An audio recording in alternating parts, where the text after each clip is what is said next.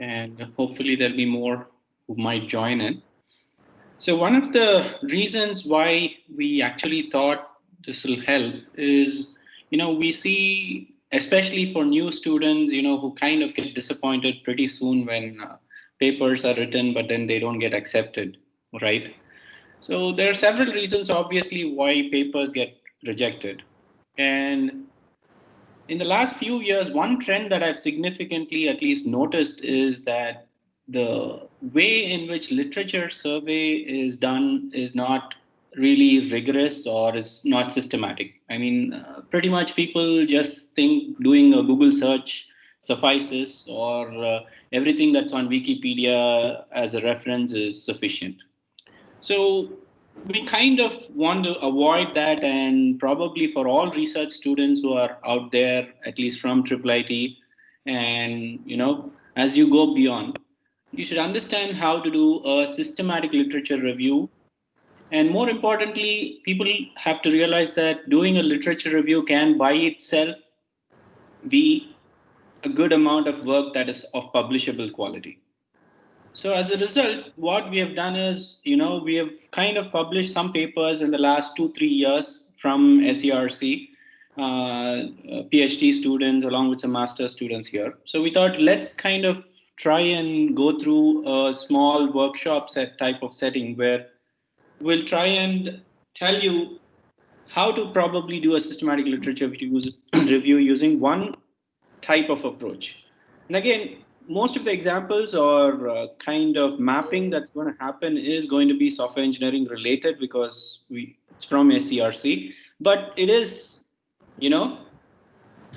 something that you can extrapolate and apply to your particular area itself. So Lalit and Sai are going to go over this approach that's primarily based on, one particular person in the mid 90s who has proposed this. I mean, I'll let the, Sai and Lalit talk about it. So hopefully this is going to help you. And I would suggest as a protocol, if there are any questions, maybe just type away in the chat server first. And maybe every 10 minutes or so, the speakers can just pause and then take those questions. Okay. So over to you, Sai and Lalit. Thank you, sir. Just want to check, are you all able to see the slides that we put on the share mode?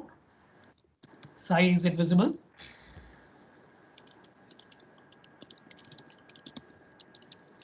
Are his presentations visible?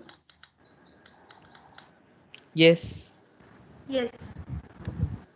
So the way we structured is there are about 28 slides. First 14 or 13, I will do it, then followed by Sai and Anirudh. I'll set up some more context before we get into the literature part. So I'm sure as researchers, we would have come across instances where we felt, yeah, I wish I know which are the conferences that I should publish or the journals that I should publish. You would have come across situations where you felt, yeah, I wish I know someone who's working in this area in the country, or can I get their email IDs? Yeah, probably it can make little difference, or I can do a little better in terms of getting some more details.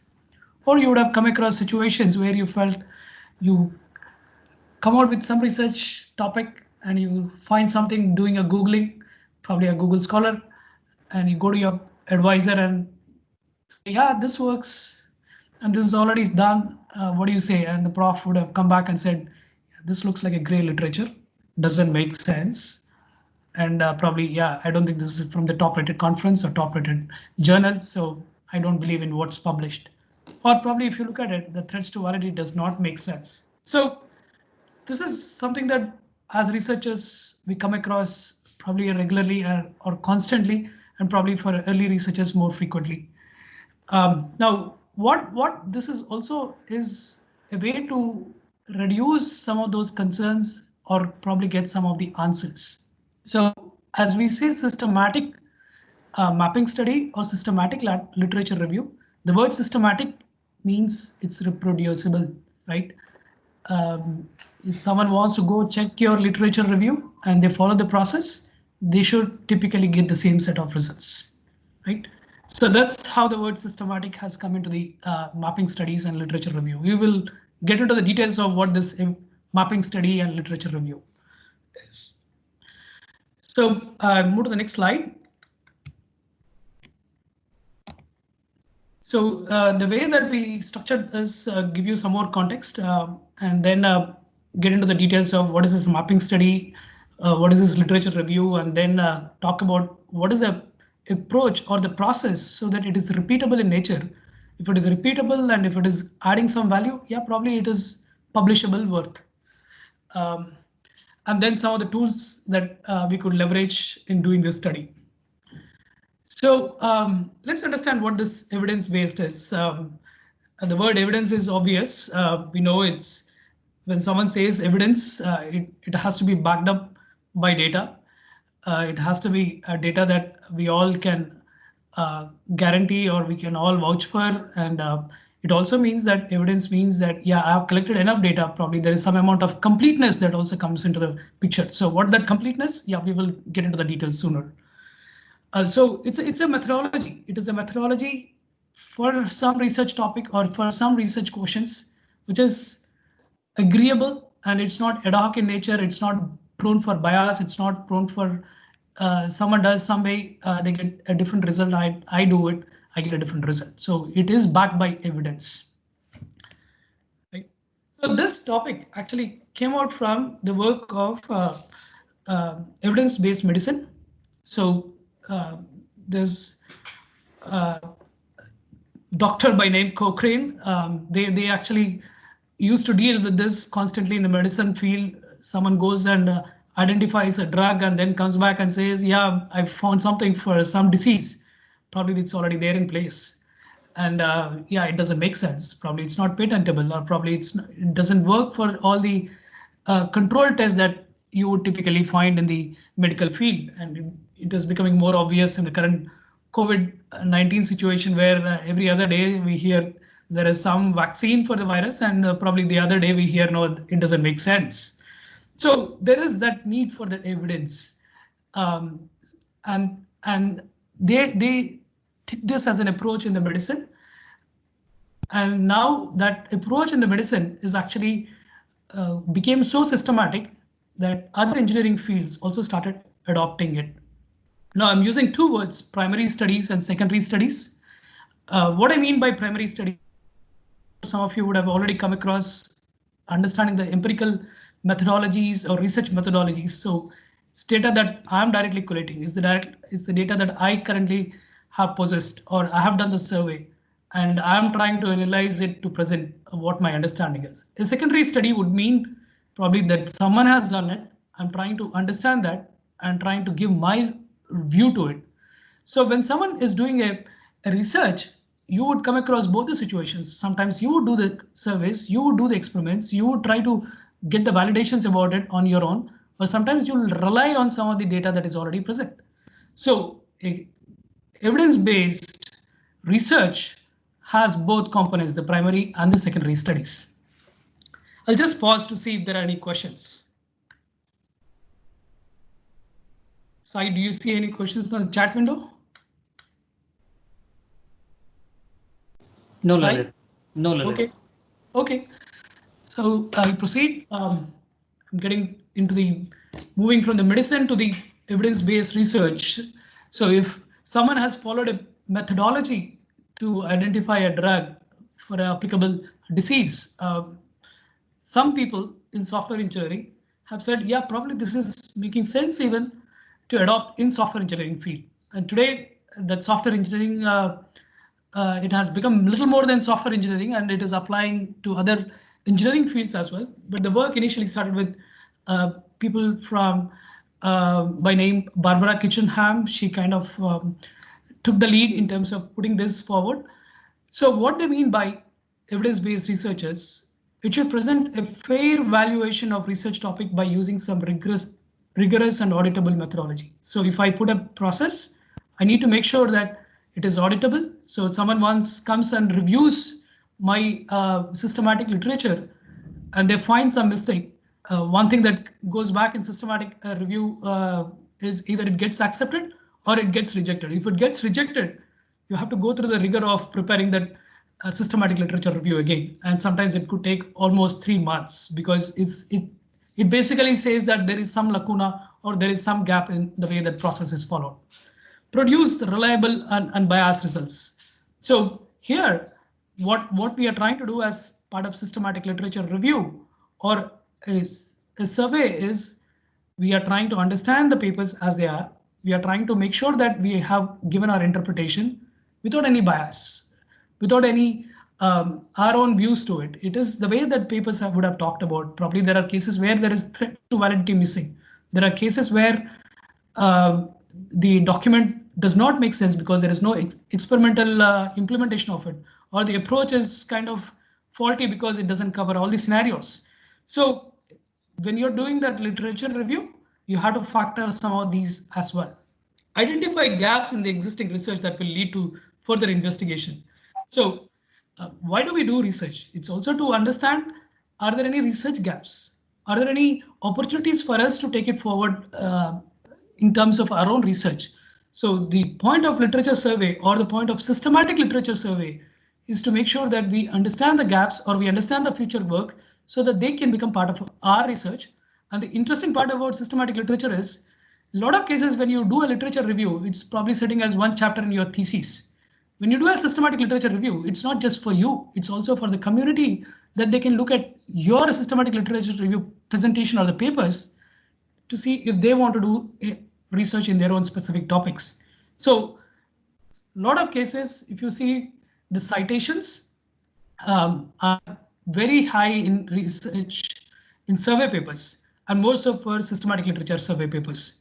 So it also means if someone has already done a literature review in your area of interest, and if that is systematic in nature, very unlikely that you would also want to do another systematic literature review because that paper will hold for a much longer time, and it's going to be a repeatable work if you are actually going to do that systematic literature review again on the same topic because it's already done and it's reproducible. So it's one kind of an effort that probably can stay for some period of time rather than just I do a literature review and that's about it. It doesn't stay or it doesn't go beyond my presentation or my thesis. Provide rationale and background to position new research activities. So one activity that happens in terms of the systematic approach of doing a literature review would also identify the gaps, would also identify what are the research trends. So in the machine learning world, we've been hearing recently the universal sentence encoder or BERT or ELMO, something more in the natural language processing. So if there is a lot of research that's happening, or probably there is work that is tilting towards it, which means, yeah, that's a growing interest. So as researchers, we want to be on the state of the art. We want to make sure that we are working in more relevant or more up to date rather than something which is outdated. Probably there are opportunities in the outdated, but yeah, it's more exciting for us if it is cutting edge, right? So that's what the Lalit, I think there's a question in the chat. Yeah. The question is about primary and secondary studies. I mean, if you conduct a primary study, why you need to do a secondary study, and how does the secondary study imply different or considered to be different when you already do a primary study? Yeah, so you are doing that primary study, and it's based on your surveys, your empirical information. But if someone also has done that study, I mean, some you can do it, but if someone has done it, why can't you actually leverage it, right? They have already done the survey. They have probably their own randomized control trials in place. They have their own way of sampling things. They have their own way of analyzing things. So it makes sense sometimes if that paper has gone through its own review process, it makes sense to piggyback on some of the studies that is already done, and you can make your literature based on the studies that someone has already done it. You don't have to repeat that process again. Yeah, I think so. Does it answer? Yeah, I think we're good. Okay, so we're getting into the details of the evidence-based research or the paradigm. You would see the primary studies. We just talked about primary studies. A lot of cases, you do experiments, you do case studies. Probably in some cases, you don't really have experiments in place in terms of putting some code or reaching out some people, but you actually do it some case studies based on some observations. Now, the primary studies and the secondary studies together become part of the evidence-based research. That's the objective of why we want to do more of evidence-based rather than just trying to do my own way of doing primary studies. So, little more details. So, the work of Kitchenham, I mean, what we are trying to do in this presentation is primarily piggyback the experience that Kitchenham has put across and some of that experiences that we went through putting our papers. And most of our papers, all in all, actually follow the 5-step process of Kitchenham. There are others who also talked about systematic literature review, systematic mapping studies, but ours in general has followed Kitchenham because that's well respected and well established in terms of systematic in nature. So the work talks about broadly 5 steps focused on. One is the role of systematic study, then the interpretation of that knowledge that we have captured, and how do we evaluate the information that we captured. So when I get into the details, you all would have started with, or you are all going with a situation where you want to solve a research problem, right? Now, solving a research problem is much at an abstract level than trying to put into a research questions. So when you actually put a research question, it's important that question, the answer to that question should be measurable, right? Otherwise, I put something very abstract and I can't measure it. Then there is no point that whether the answer that I got makes sense or not. So first objective would be trying to get some answerable questions or some research questions on which I can build my study. And then I go about finding an evidence. Now that evidence could be existing in terms of the digital libraries. That evidence could be available in terms of the primary studies, right?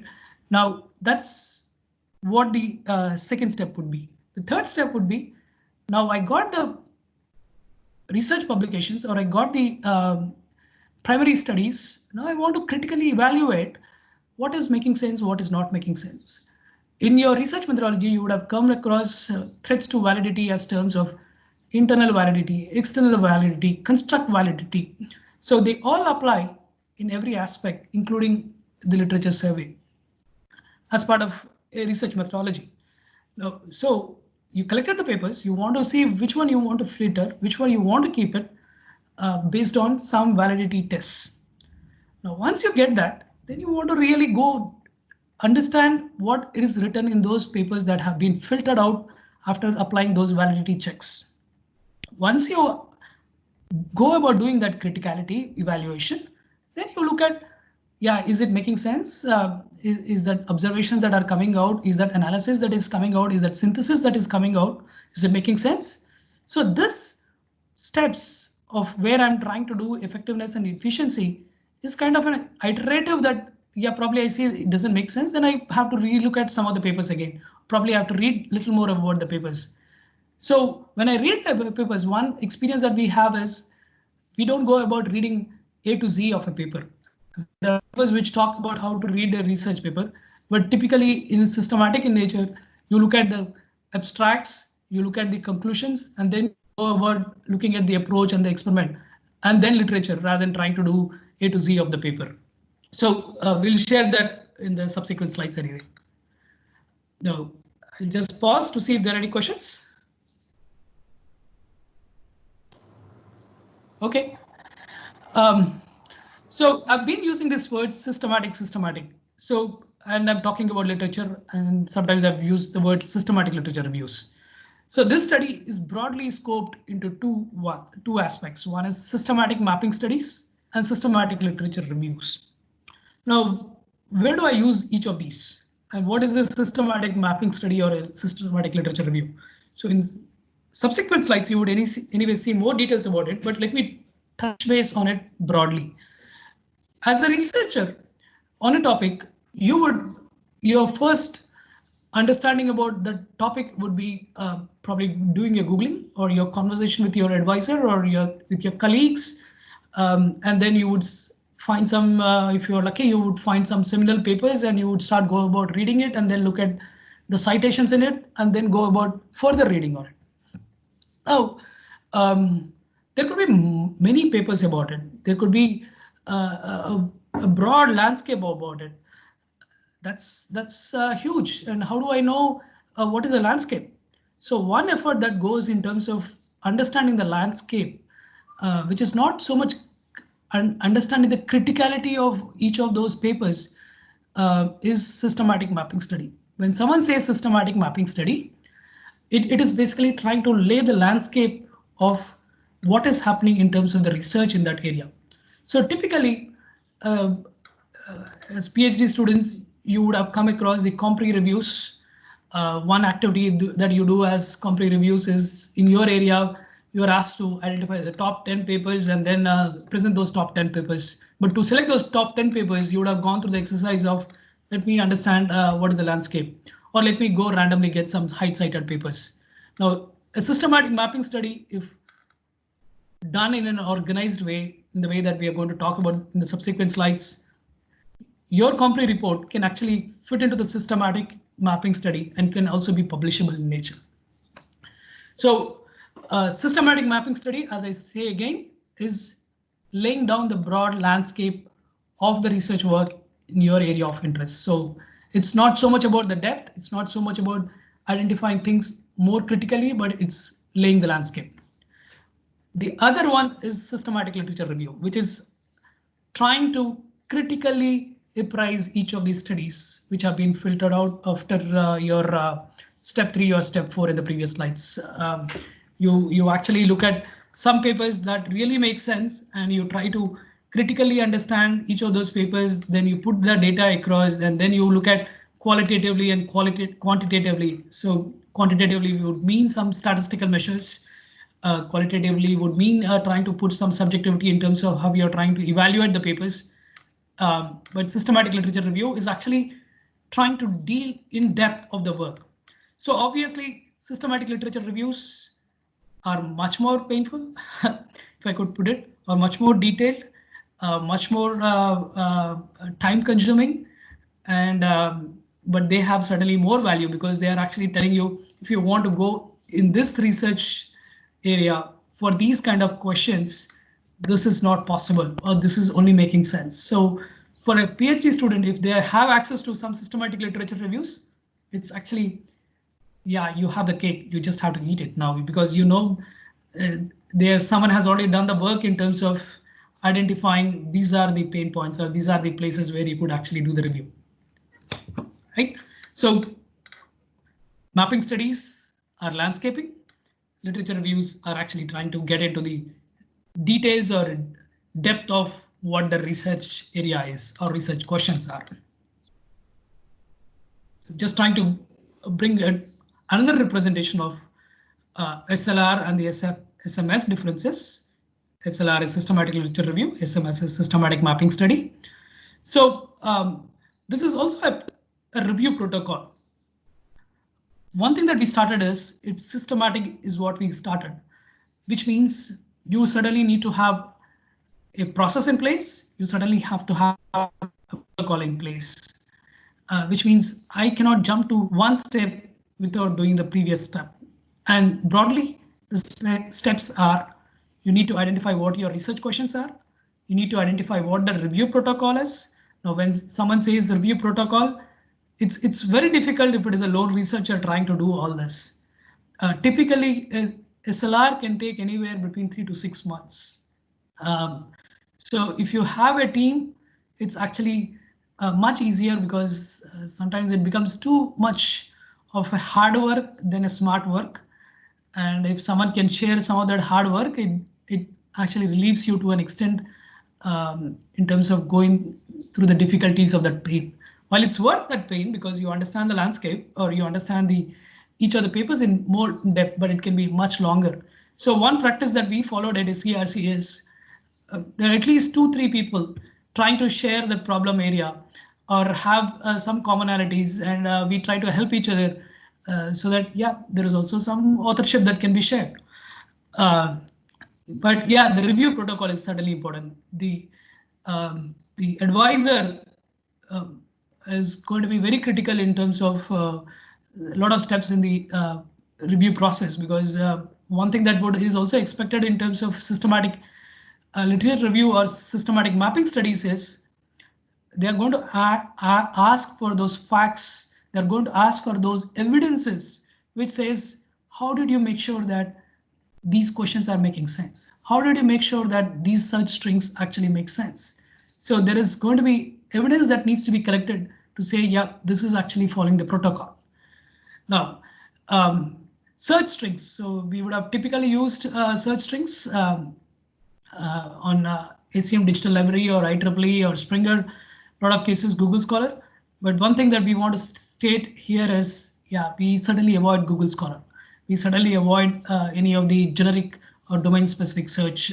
We want to actually get you into accessing those digital libraries directly, because that reduces some of the bias, that reduces some of the concerns in terms of the completeness of information that you're going to retrieve.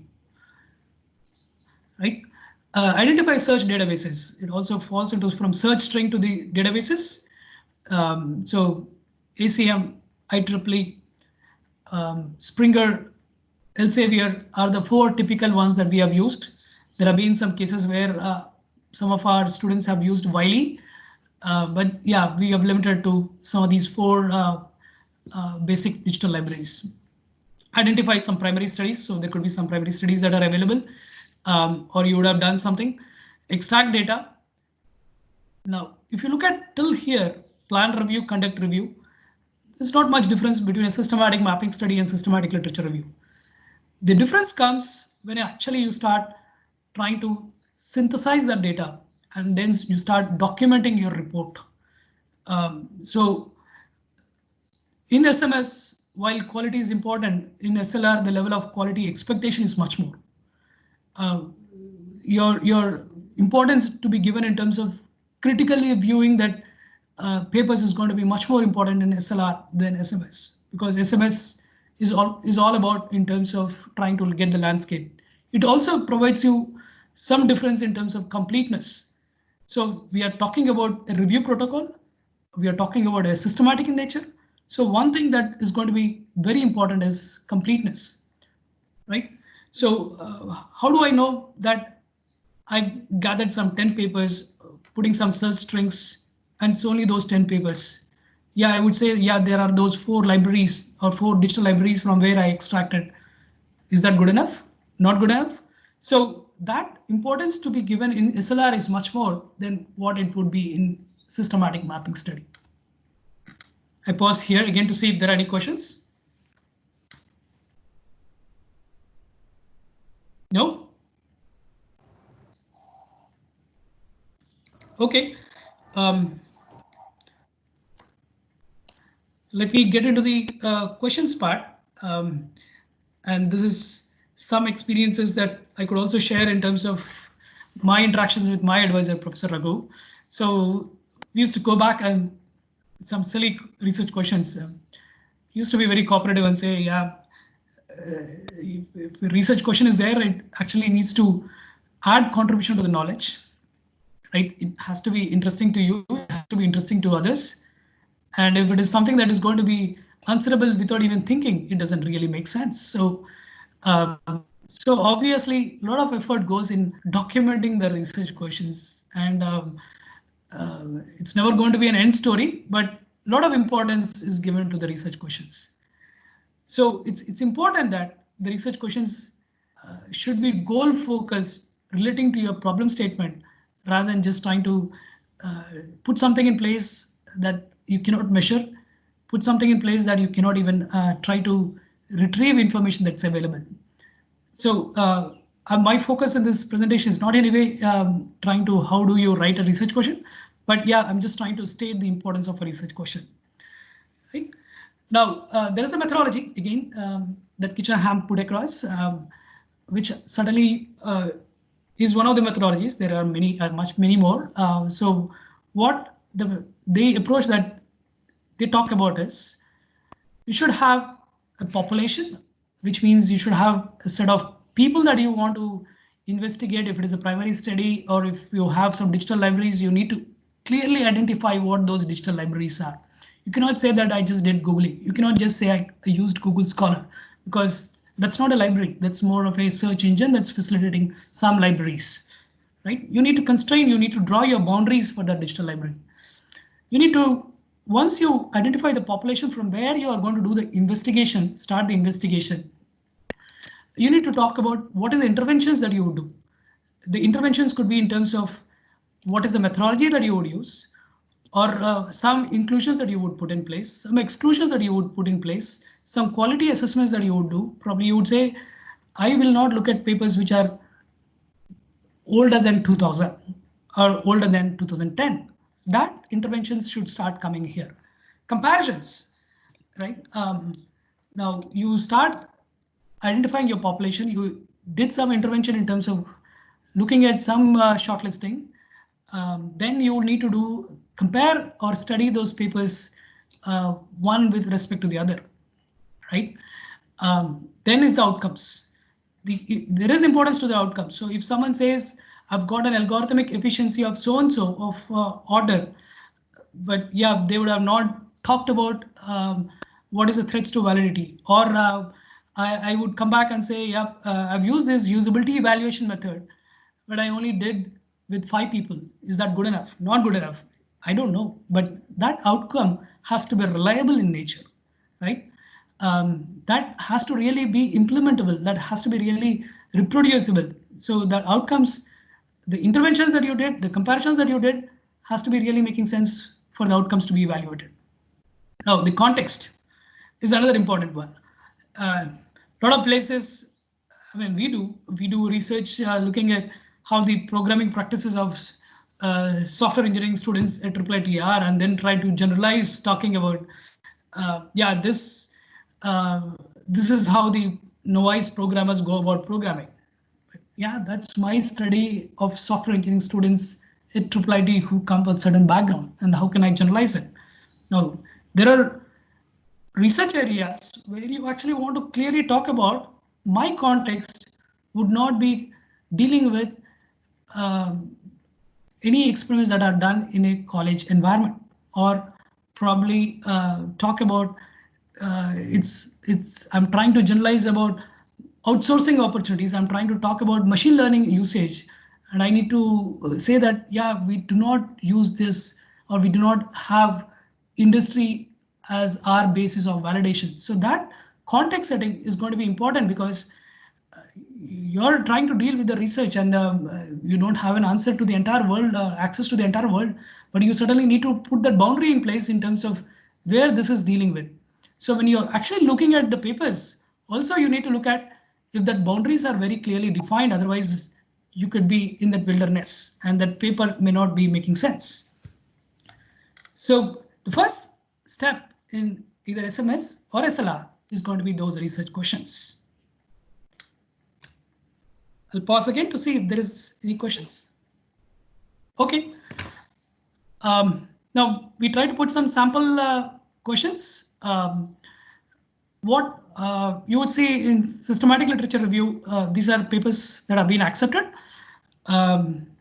So you would see that the interest is more trying to understand the evaluation methods. It's not about, let me understand the broadly what is usability in VR products.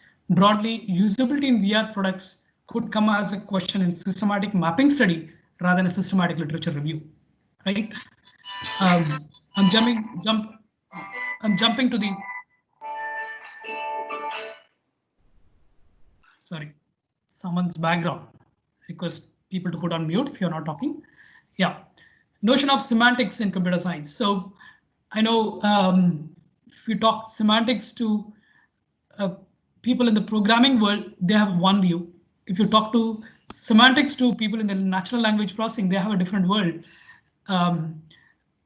So our one of the papers that we had was, what actually is semantics, right? What is that? Is there a definition that exists, right? We did a systematic literature review in terms of trying to understand what are the different nomenclature that exists, what is semantics in general in computer science, and yeah, how do they go about measuring those semantics in computer science? So if you look at systematic literature review, it's certainly not the landscape. It's actually trying to get answers to those specific research questions, which could help others in trying to put their research in plan.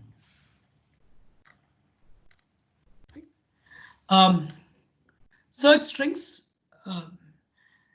We have this notion of automated manual search. When someone says automated, you could certainly write a script. You could certainly write some Selenium scripts, or you could write your own crawling scripts. But in a systematic world, when we say automated search strings, we basically mean by you have those access to those digital libraries, ACM or IEEE or ScienceDirect or Springer, whatever it is, and you actually identify what your search keywords are, and you put them as an SQL query. When you're not writing an SQL statement, you actually go about going to these libraries and use that advanced search, and you put your criteria. Now, these keywords should be validated by your peer group. You should be validated by the team that you have identified for your systematic literature review. And this should certainly relate to the research questions that you have, right? You cannot have search strings that are completely unrelated to your research questions. And you cannot make sure that, to make sure that you have all the keywords available, it's important that you look at, understand their synonyms. You want to make sure that there are tags that come along with it. You include all of them so that the search keywords are as exhaustive as possible, so that you're not giving a scope for incompleteness, or you're not giving a scope for missing some papers, right? Now, in this specific case study or systematic literature review, Anirudh went about using industry, commercial, as well as enterprise. In some cases, we would want to limit only to research, or you would want to limit only to a certain area. You want to say that, yeah, I would want to look at work that is done after 2000, while VR as a topic exists even in 1978, but he has put a constraint saying that it is 2000. So someone who's trying to review the systematic literature review, someone who's trying to use his systematic literature review, they know what is the basis on which this review was done. So they're kind of confident that, yeah, the information that is in place makes sense for someone to adopt or cite, more specifically in a research world, right? Search databases, I said, if you use those search strings against these digital libraries, we call it as automated and systematic literature reviews.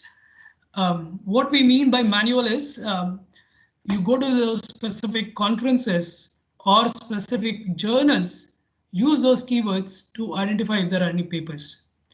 One reason that you would do is probably these conferences or these journals are already part of the digital libraries, but it is also to validate if there is any bias or if there is any miss.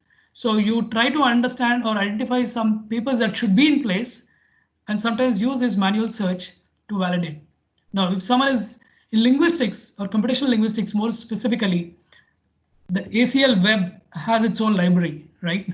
So in some cases, you have to use these 4 digital libraries, then you have to go to the ACL Web, or you have to go and look at some specific conference that ACL is hosting and look at some more papers.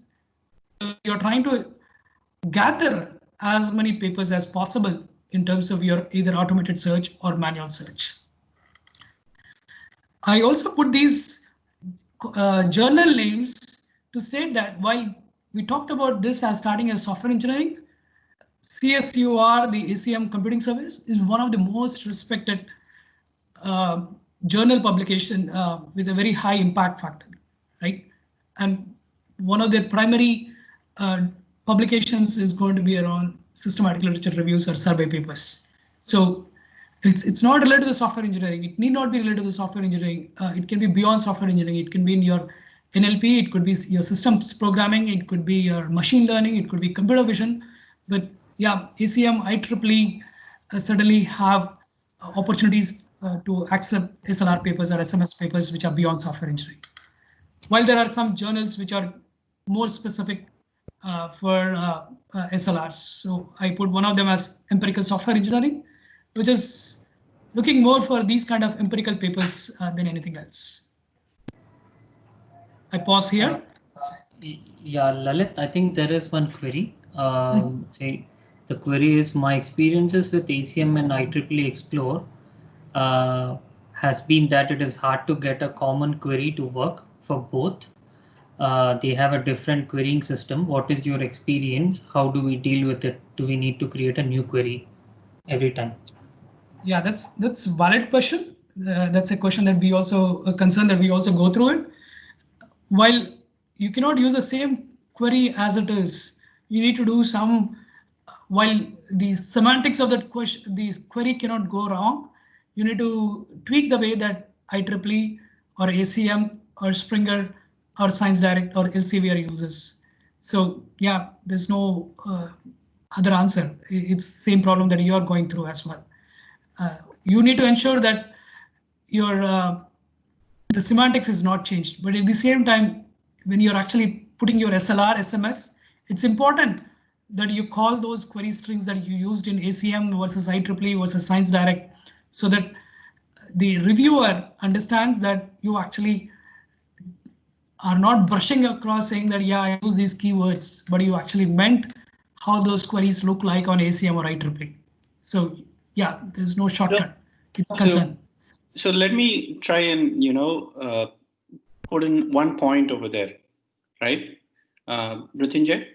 So one thing to always aim for, and again, I'm saying aim for, because most of the times what happens is, as students, if we get a direct answer, that's the best possible thing for us, right?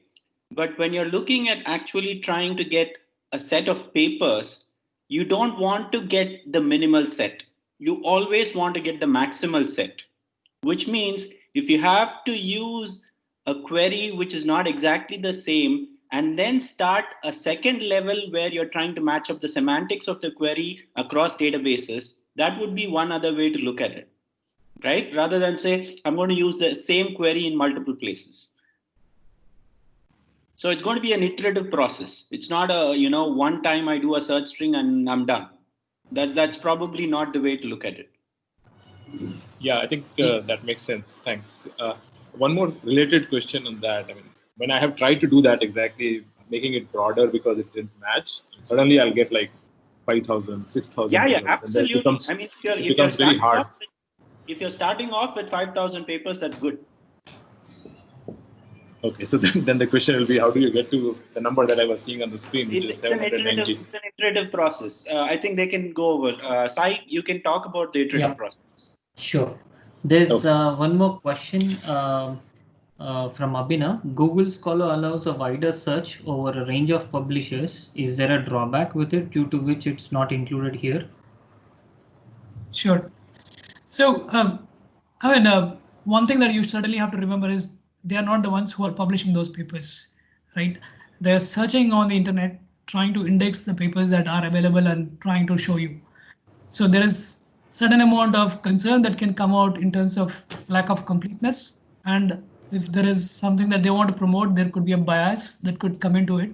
And more importantly, you would come across a lot of gray literature, which a lot of cases you may not be confident about using it or referring it, because there may not be any. So it's always expected that you should use these 4 libraries at least.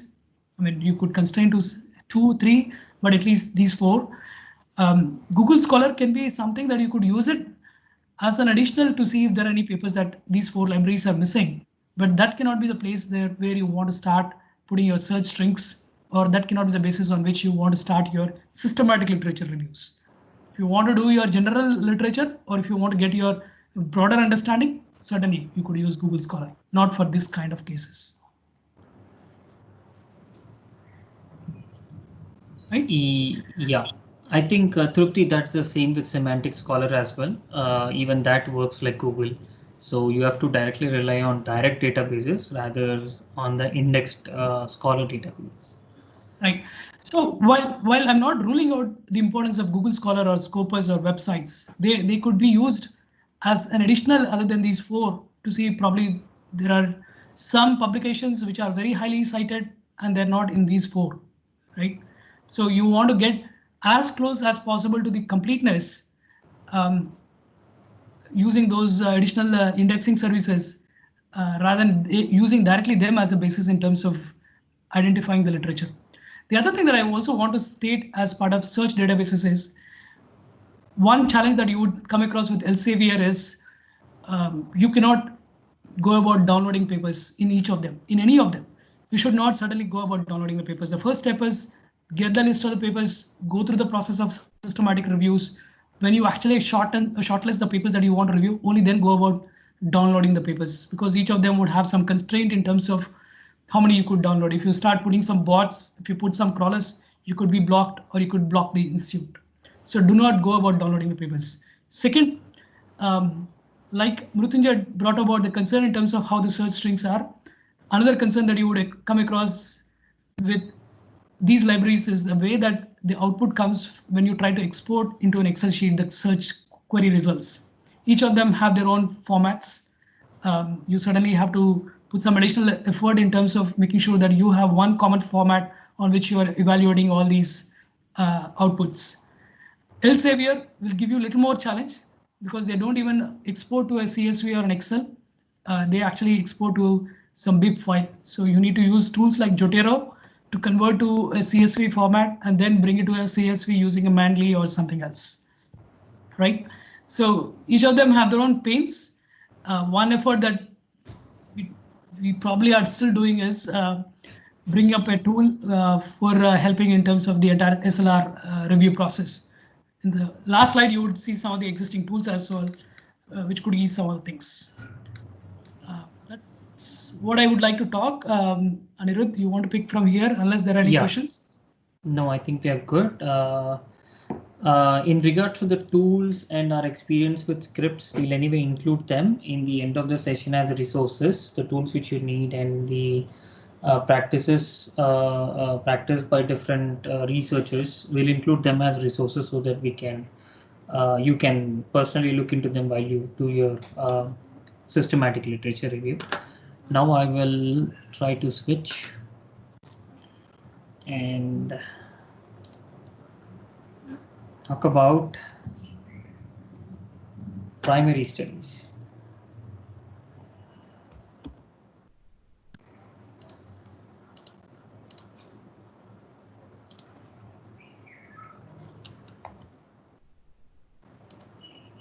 Yeah, I think now that we have gone through the databases, we might end up getting thousands of papers as an output, 5,000 or 6,000, which the number appears to be unrealistic. And we would be in a dilemma whether the content which is obtained out of a particular search database, is it relevant or correct or not? So you'll have to bank on a criteria to decide whether to consider a particular paper out of the output corpus you have from the search database or not. So there's a method which is already available and practiced by all the researchers who do systematic literature review. There are many methods, but the most widely and simplified method is the exclusion and inclusion criteria. Now, the decision of filtering all the thousands of 5,000 types of papers into consideration for your further research depends on this criteria called exclusion and inclusion. You need to first confine yourself and come up with a clarified definition of what you need as part of your work, whether the need for my study is being correlated correctly to my research questions or not. So the exclusion criteria is something which you want to remove, or the papers which you want to remove out of your output bank. output paper bank, and the inclusion criteria is a condition you define so that you consider them as part of your input paper bank. In one of the SLR, we do see that we came across 1,000+ papers, and when we come back to our exclusion and inclusion criteria, which we have defined before the search, it helped us filter down on what to decide and what to pick and what to ignore based on the data set we pick up. So all the primary studies we gather from these databases typically end up with a lot of biased data, a lot of data which is non-research based. It can be a marketing article, it can be an article written in non-English language, which would be not considered to your SLR directly or indirectly. So exclusion and inclusion criteria will help us solve that problem to some extent. Now, this process should be considered in a step-by-step fashion, because it's pretty difficult to filter thousands of papers. One best way is to distribute among your peer researchers, come up with a format, and have an indicator for exclusion and inclusion criteria in an Excel or a shared file, and have a 2-round or a 3-round review of the same database of 5,000 or 10,000 papers, whichever you get from your database search, and ensure that you filter down.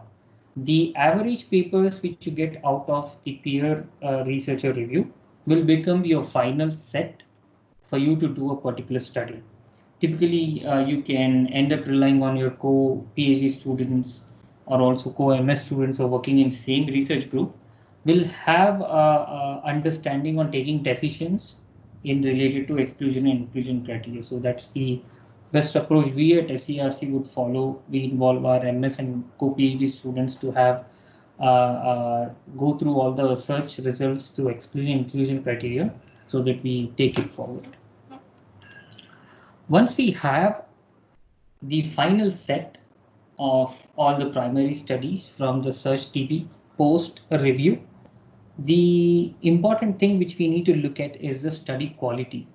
When you pick a paper from out of the exclusion inclusion criteria, you'll have to ensure that the paper is relevant to the context of your research, and it has to determine whether it is empirically valid and free from bias.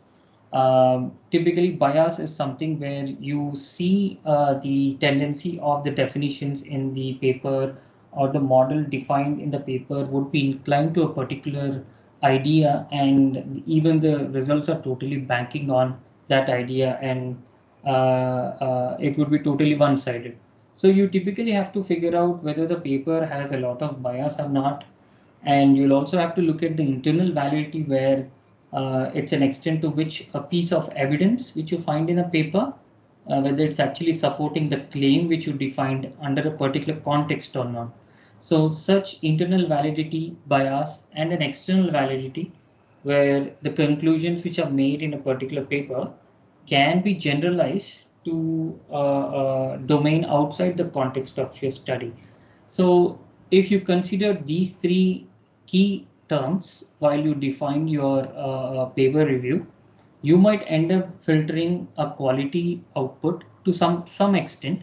I don't say it as 100%, but to some extent, you can avoid a bias and internal external validity of your data set.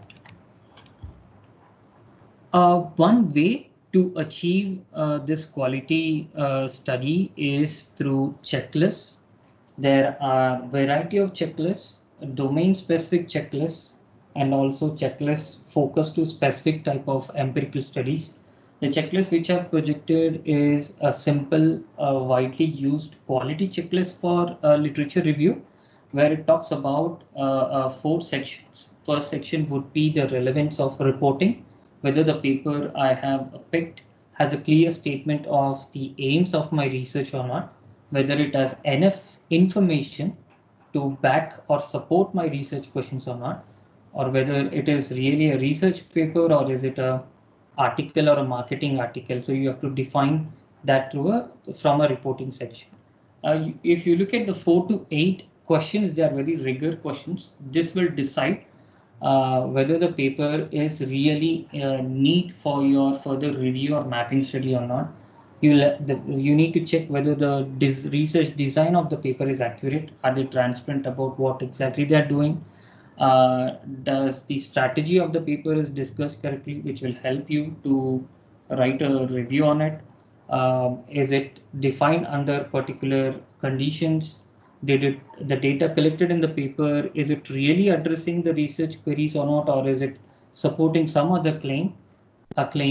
And also, is the data analysis in that paper is sufficient or not? It's like I describe a novel method and I just do a study or experiment on just one or two candidates, then that would not be a rigorous experiment. But if you have a very valid experiment setup and valid conditions to that experiment setup, and if you have enough data to support that condition, then you can seriously consider that paper as a quality paper. Then comes the credibility of paper, where you'll have to look at the researcher and the participants. The participant selection which is being done in that particular paper, is it relevant to the context of your study or not?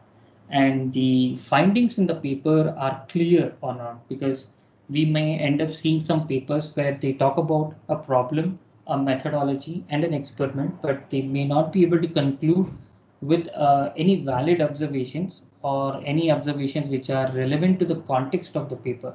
So you may ignore based on the exclusion and inclusion criteria you define, and you can exclude or include that paper. And last comes the relevance. You need to check whether the paper you're picking has a value add for the researcher or a practitioner in that particular domain or not. So these are 1 to 11 questions of basic quality criteria checklists, which are widely used. There are many other variety of checklists to capture quality for primary, secondary, and tertiary level systematic literature or mapping studies. The references will be included during the end of the presentation. Now that we have the set and the quality papers as an output, the task we're going to have is to extract the information we need out of them.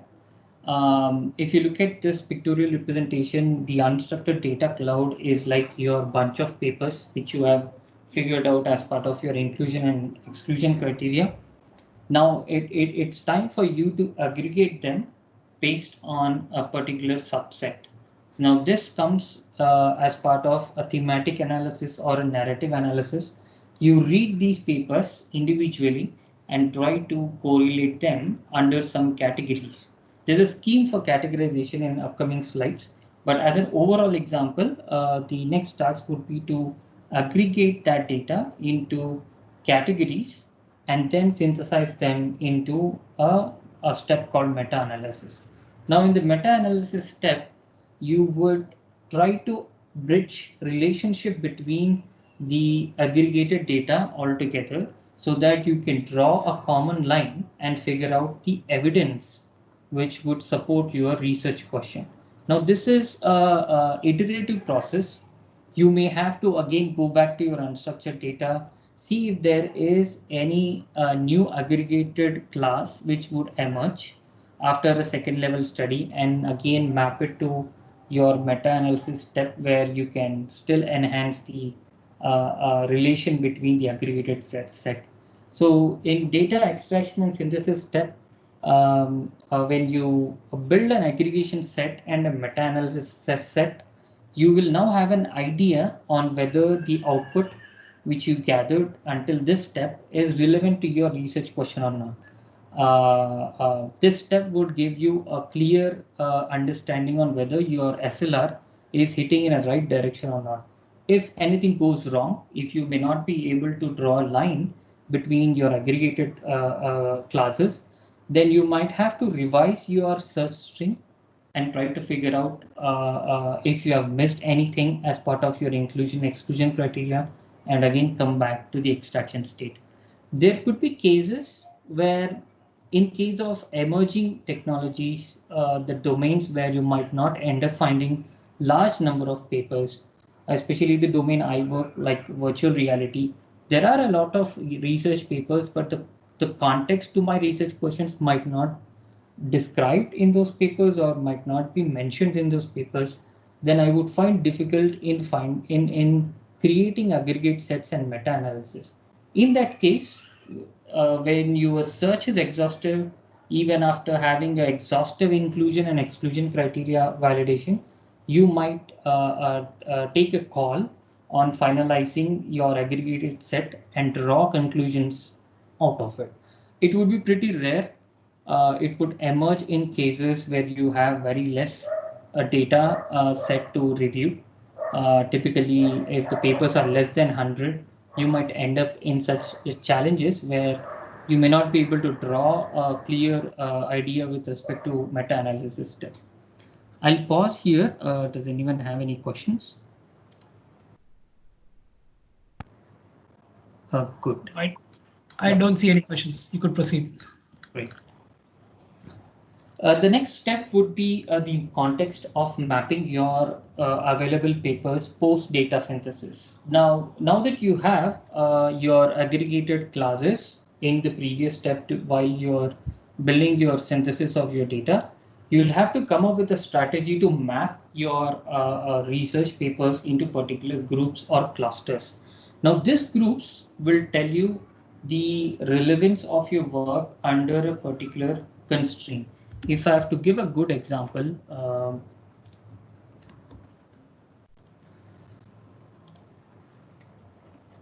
so there is one paper where we have gathered, we were looking for usability evaluation methods, and we were looking at the metrics which are applied in that particular evaluation method, and if there is empirical method for experiment associated with it. So this type of classification will be considered as a mapping strategy. So you need to decide the mapping strategy in terms of the data you capture in your synthesis step, and that mapping strategy should correlate to your research questions. If you go back to our research questions over here, we were actually looking for what evaluation methods are being practiced and relevant measuring metrics being used in particular evaluation methods, especially in VR products in case of usability. That was our context. Now, when we try to map it in a structured fashion, we may end up getting a group by like a evaluation approach, its correlated metric, and its underlying empirical method and its citation. Now, this mapping will only come up if you synthesize your papers in a structured fashion. Now, for every mapping step, you might end up doing a thorough review of your inclusion exclusion. If you skip or if you fail in doing a efficient inclusion exclusion, your mapping strategy would fail because you might end up getting a blank gaps in your mapping document. So to have a full-fledged mapping of your existing synthesized data, you may consider a standard process which is defined by Peterson. They have done an extensive work in this area in terms of mapping. They propose that it should be in a cyclic fashion where you define a research question and scope it. You do a research, gather all papers, screen them and find the relevant papers, and do a keywording using abstraction, and then build a classification scheme. Now, if you look at this process, it looks fairly simple, but when you do it in a cyclic fashion, you might end up revising your mapping document with no gaps, and you might end up having a structured mapping flow from the source node to the citation node. So this would become the source node in the map. This would become your source node in the map, where industry in this paper is the node in which we are focused on, because this paper talks about the usability evaluations in industry. So that will become your parent node. If you repeat your mapping, your parent node will have a structured map down to the end child node with respect to a particular primary study.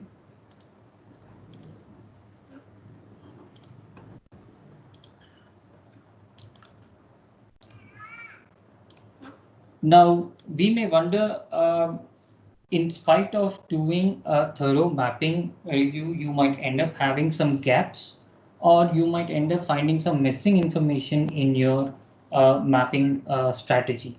The best way to fill such gaps, where if you find difficulty in filling the child nodes of your parent node, you may end up having a structured classification scheme.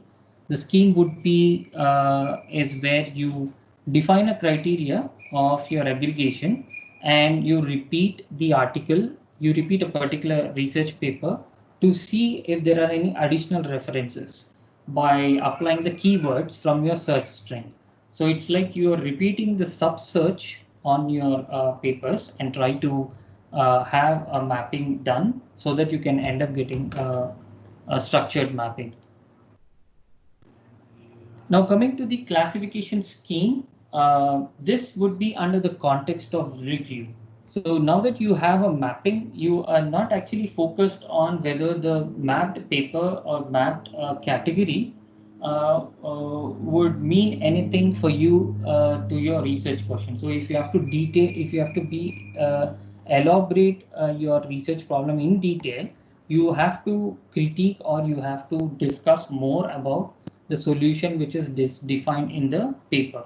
So this is adopted as part of the systematic literature review step, where you discuss the context of that paper and the contribution type of the paper and define the quality of that contribution and compare it with the rest of the papers. This way you will review the list of papers you have gathered as part of your data synthesis and write your note with by comparing two or more research methods of variety of papers you have gathered. So this would become the additional step for your SLR.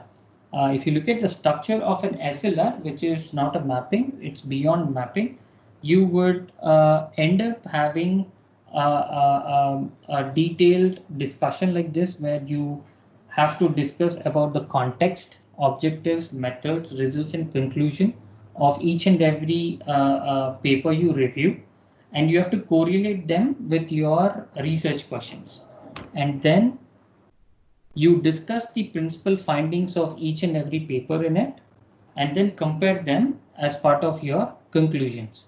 Now, in the conclusion step, this is the step where you will get the actual output of your SLR, where it will lead you towards your future research. Now, the conclusions are nothing but the outcomes of your discussions or the principal findings from the papers. They will project you towards the unanswered questions or implications of future research. Now, this will become a stepping stone for you to formulate your research question for your PhD problem or for your MS problem, and you can eventually start on conducting a new research out of the existing literature which you reviewed. I'll hold if there are any questions here. Hey, Anirudh, there is a question in your keyword and classification slide. Yeah, 1 second. I want what is that update scheme? Yeah, so you have a search string which talks about the list of keywords you need to search. Now you have already done a search string and extracted a paper, but when you have trouble filling your mapping tree, you might create your own new classification scheme. The scheme can be changes to conditions in your search string in relevant to your research question. If your classification scheme is not robust enough, you can update the scheme to see if you can end up getting more articles. It's like if you end up getting no papers, you might tweak your search string or a classification scheme and try to generate papers which may or may not be relevant to your research question, but you'll at least know that you are heading towards a mapping tree or not. Did I answer your question, or did I confuse you? Sai? Yes, sir. Got to move a little faster, I think, Okay. Yeah. Your question is answered. Okay. You answered the questions. Yeah. In terms of synthesizing data, you can extract the data and use a statistical tool like R to evaluate your findings from the papers. I'll give a good example. This is one of the paper where the researcher was looking for a context variability during the software engineering cycle in terms of tools they use, the metrics they use, the models, methods, and processes in terms of contribution, and in terms of research in a product development setup. So if you look at the requirement variability step, they were able to map the data in a fashion where it is readable. So this is called a bubble chart, where you can display data in multi-dimensional way. You can use variety of tools like Python or Excel to come up with graphs where they are readable for the reviewers or readers to understand what your review actually meant. Now, coming to the advantages of this work, this would be very exhaustive activity for a researcher to do, and it is robust, and it's like continuously finding the evidence of the problem. But you are eventually raising a foundation to your future research by doing a systematic mapping and literature review. But the challenges you see in regular basis while you involved in SLR is you end up spending a lot of time and effort reading papers which may not be part of or irrelevant to your research context. And it would be very difficult if you're a lone researcher. That's why we suggest you to end up having a peer review based filtration of your paper, so that you can get an efficient result and non-biased results. Also, short papers would be very, very difficult to judge. So it would be better if you can include them as part of your exclusion criteria, so that you don't have a headache on reviewing them as part of your work. Coming to the tool support, we have variety of tools. As we are involved with large research papers, you can, and it will be difficult to manually synthesize them and read them. There are open source tools where you can send the list of papers as an input and try to have a correlation of your observations in a particular set. So you can strategize that relationship between the papers, and you can document them in those tools. SLU, RP, SRT, and SLR tool. There are some tools you can download them and try to make use of them. Apart from these papers, there are other tools like Mendeley, where you can download your PDF files, highlight the text which is relevant to your research question. It will help you while you cite your papers in detail, and it also helps you very well in mapping the papers to a particular statement in a paper. This brings the end of to our presentation. We have the list of some of our papers, SLR SNS papers which are published from our center. We'll include them as part of the end of the presentation. And we can now jump for Q&A. If you have any Q&A.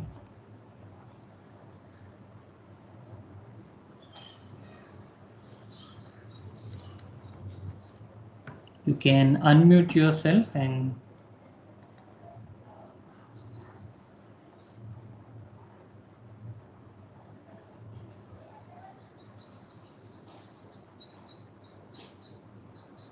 so this is Lalit here.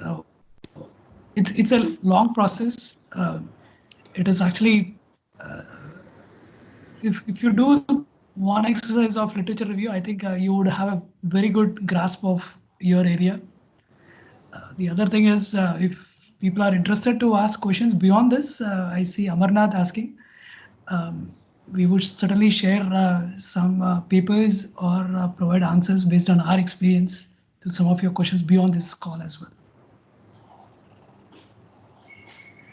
Sir, do you want to say anything? No, I mean, you guys did a good job. So open to questions. Please feel free to ask.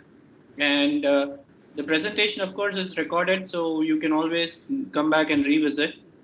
And see, one of the things that most of the students should start doing is avoid working in silos.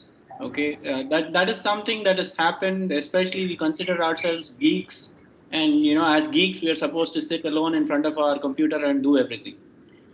Please forget that and always start working with people, right, who are next to you, who are probably somewhere else. So that is something that you have to start, even for doing something like a literature review. All right. I actually want to share one stats. Couple of years back, when we heard the SLR or first time, there is information, but we never heard about it. India had only 10 papers published on SLR. Brazil had about 250 papers just on the SLR SMS. So it's very interesting data point that was coming out in terms of the number of publications that are coming out on SLR SMS. So it's an opportunity to get more papers published and get good citations, because the work that comes out is citable. And I'm assuming most of the students here are MS PhD students. So I'll give you an example, right? So when I ask question to people as to why you're doing this, the most common answer that I get is because nobody else has done it, right? Well, how do you know? That's what we want to answer, right? How do you know whether nobody else has done it? How do you know what is different if somebody else has done it, and what is different? And a very thorough, comprehensive SLR will actually give you the confidence to answer all these questions without any issues. And that is what you want to try to get to. So please think about it, all right? You should start considering whatever work you're doing to do a thorough literature survey.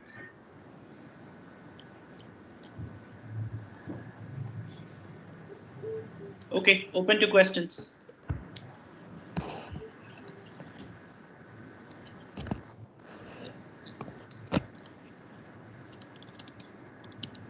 You can unmute yourself and go ahead with questions if you have any. Yeah, hi, this is Padma. I think it's not a question, but I think this is one of the largest. It is good to actually, get connected with everybody. Long time since we had a meeting with the CRC folks. I think even in the VLabs meeting room, I don't think we had 30 people actually attending together. It is actually is good. I think as Raghu sir and Lalit Sai and all of them are saying, even I had a paper in my area on quality models. I really would like to say that even though we actually spent 3-4 months trying to, break through or go through all these search strings and, searches, filtering and criteria and all of that, it's really worth it. I think especially even more for a PhD student, it really gives you a lot of confidence on where you are placed in terms of your work in the area, and then where exactly your work is going to come in, where the gaps are, what is it. It can really be frustrating for that period of time, but I think overall it's a very essential thing, and it will really bring you backtrack onto your PhD work. I think maybe we have actually wandered around for a couple of years after we have finished our coursework and all of that, and again I think got back into a lot of traction and all of that after we actually went further for our compre exam, and then we did these things. So really there is no answer that why we waited for those 2 years. I think the sooner we actually do these SLR or SMS, or we go ahead for the compre, especially for the PhD students after they finish their courseworks and all, I think the more quickly that you get into the track. That's what I just wanted to share here. Yeah, thank you. Hi, this is Mrityunjay. General question. So do you really publish both, as in mapping study as well as SLR, or you do one of these? Could do both. And both of them could be paper, because typically you will do the similar exercise, right? It's the last set, which is the quality. I can add something over there. The pattern I have seen in terms of mapping papers is like if you have a large data set of papers coming out of your search string, it would take a lot of time for you to do a review. In such cases, people end up doing a mapping study first and get it published so that they have a context on which they have to do a review. If your paper set is pretty low, you can directly go for an SLR. I've seen some of the mapping study papers where they have mapped around 3,000, 3,500 papers. So if you have such a huge data set to contribute, literature review would become a cumbersome task. So large data sets, SMS, you can eventually spend time for a thorough review and publish an SLR out of it. But if you have a very less papers to, and if less very papers from the DB, if you have a good amount of time to spend on a review, you can directly go for SLR. Okay. Okay, thanks. That's certainly a practical answer, but SMS is laying the landscape, right? The objective of SMS is different from the objective of SLR, right? So if you want to get a broad picture, you do a SMS, right? The next step after you draw the picture, then you want to deal with some specific set of areas. That's where you go to systematic literature review. But both are publishable. Sure. Right. So there could be multiple SLRs that can come out because of one SMS. Correct.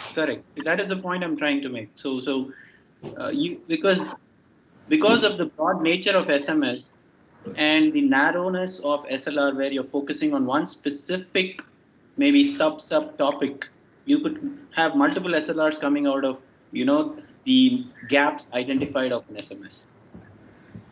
Okay. Yeah, makes sense. So the answer for OGIS, right? See, typically, if you think about it, right, mapping studies are more exhaustive. So as a result, if you do a mapping study, when you say not long ago, anything that is 10 years ago, to me, is not long ago, right? If it is in the past decade, then definitely the mapping study is very recent, because research hasn't advanced that much in terms of the broad areas that are identified under a specific study, that you're going to really end up missing a lot of it. But if it's more than 10 years, absolutely go ahead and do one more.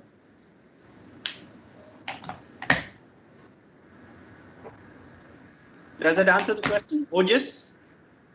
Yeah, so otherwise, is literature review more suitable? Yeah, if you already know the specific area that you want to work on, then literature review is more suitable. And the area has to be very narrow.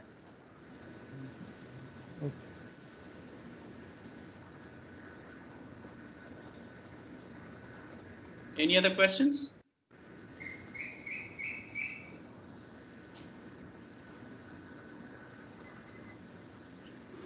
Okay, so that's it. So thanks everyone, and thanks to Lalit and Sai. Thank you. So yeah, hopefully thanks. People gain something out of this. Let's see. One thing is, you can always get back and get in touch with both of them, even beyond this point, right? And see, this could lead to some sort of collaboration.